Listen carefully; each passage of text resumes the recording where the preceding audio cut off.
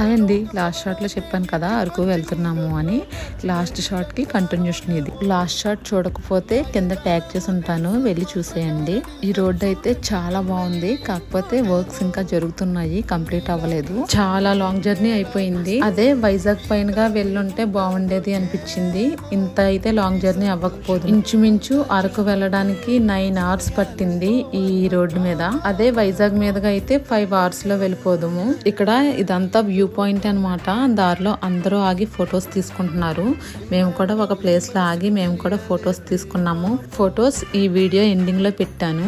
మేమైతే రిటర్న్ వచ్చేటప్పుడు ఈ రోడ్ లో అయితే ఇంకా రాలేదు. కొత్త వలస అటువైపు నుండి వచ్చేసాము. అలాగే ఈజీగా ఉంది చెప్పాలంటే. ఆఫ్టర్నూన్ 12 కి స్టార్ట్ అయితే మేము 5 కల్లా ఇంట్లో ఉన్నాము. ఈవినింగ్ వెళ్ళేటప్పుడు అయితే 9 కి స్టార్ట్ అయ్యాము. వెళ్ళేసరికి 6-6:30 అయిపోయింది. వీడియో నచ్చితే లైక్ చేయండి. దీనికి కంటిన్యూషన్ వీడియో పెడతా. Thank you so much for watching.